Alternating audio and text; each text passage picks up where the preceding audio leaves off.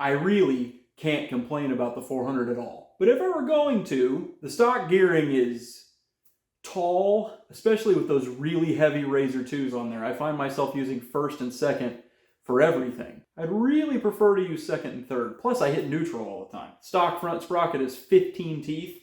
I've got a 14 tooth there that I'm going to swap on and see if that fixes my gearing issue. I don't love that steel skid now that I've had to kind of notch it out. Also, I feel like I could get some more ground clearance back there. This is the DRW sprocket and rotor guard setup. I'm going to be taking the skid plate off and putting this awesome poly stuff on. I'm really excited about that. And this might be a mistake.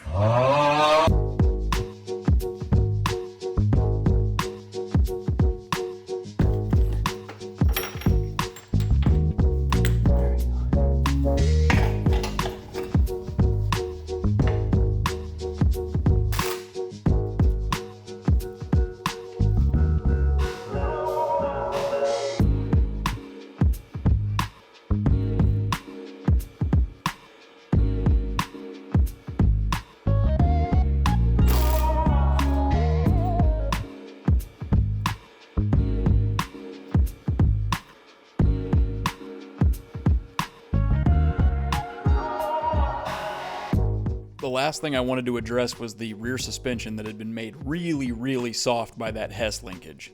The right answer is definitely to send those shocks off and have them resprung and revalved for my weight, my speed, the type of riding that I do. But in the meantime, the Band-Aid that I'm going to try and put on this situation is a stiffer spring. This is a spare 450 rear shock that I had laying around. After many, many hours of what I'm sure are super reliable forum posts from 20 years ago online, the best information I can find is that the stock rear spring rate of a Honda 450 is 250 pounds. This is a 400-pound spring. I saw a lot of guys saying that they went up as high as 500, 525-pound springs, but then the damping of the stock shock can't keep up. You end up with like a pogo stick. The spring is too stiff for the shock itself. So, at the risk of it still being a little too soft, but hopefully a little better, I opted for a 400-pound spring, hoping that I won't totally overpower the stock damping of this spare 450 shock. I'm going to change these springs out because it's supposed to be fairly easy.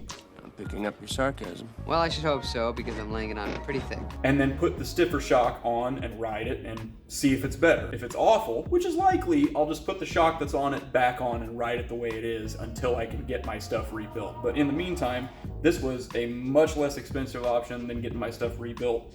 And I've never taken suspension apart, ever. So this is gonna be a fun journey, maybe. Okay, so it's been a couple days. I admittedly could not get the preload collars loose by hand. My dad had to take an air hammer to it, and apparently it all just falls apart from there. New spring, I'm gonna swap on 400-pound spring, swap shocks, and then we'll ride it and see if it's terrible.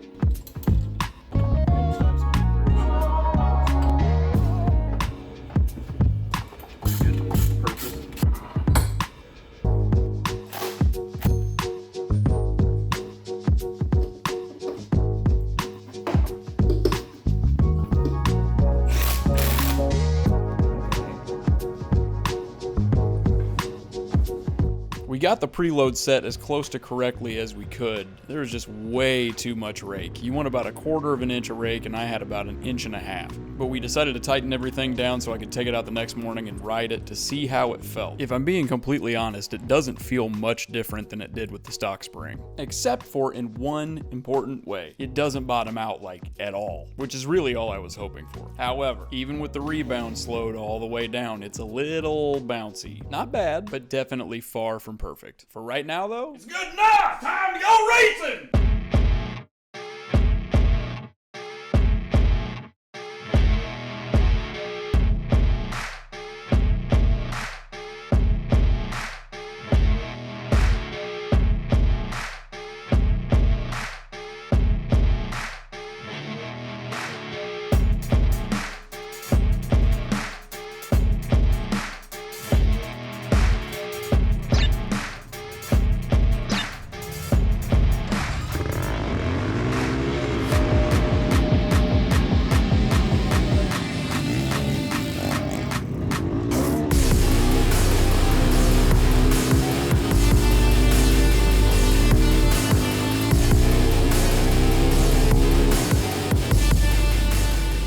Another good start, and into the woods we go. At the previous race, I felt like my pace on the opening lap should have been a lot better.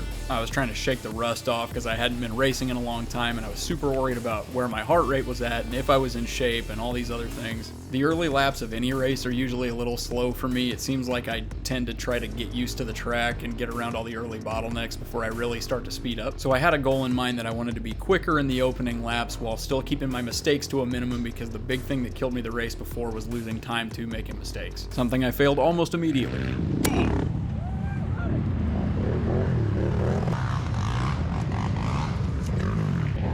Let's go on back. Thank you. It's little things like that that can cost you a ton of time. The good news was it was still the first lap, so as long as I made smart line choices, I had plenty of time to make it up. Cue the music!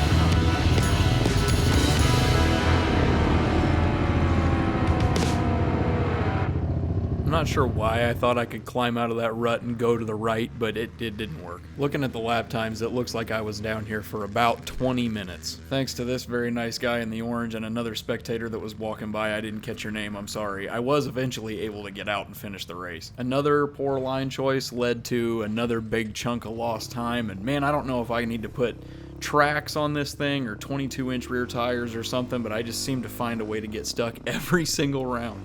And it's always been this way as long as I've been riding and racing. As a matter of fact, it's improved quite a bit on the 400. I think I must have a little more ground clearance or something than on my 450, but on the 450 it was a guarantee, man. Even with that 36-minute lap, I was somehow able to catch the white flag and get another full lap in, which doesn't make any sense to me. It's like time dilation or something. I have no idea how that happened. At any rate, I was able to win my class and finish 21st overall. I really would like this next weekend to move up in the overall. That's a big goal for me. But I have got to stop getting stuck, dude. Thank you for watching. If you made it this far, please consider clicking the subscribe button. Every one of you that does that gets me closer to my dreams. And think about hitting the thumbs up button. That helps me out too. If you like what I'm doing, you want to support me even more, click the link in the description for the Dadspeed Spreadshop. Spreadshop has a customized tool that allows you to use any of our logos on several different products. There's not just shirts and hats, there's drawstring bags, and you name it, it's on there. I have really been enjoying this. I hope you've been liking watching my stuff as much as I've enjoyed making it. Thank you. We'll see you this weekend at EXCR round 3, and stay tuned because I've got a couple big projects and some giveaways that I want to do over the summer that I'm really excited about. So keep checking back here for more information on both of those. One of them I really think you guys are going to be pumped on. Theme song.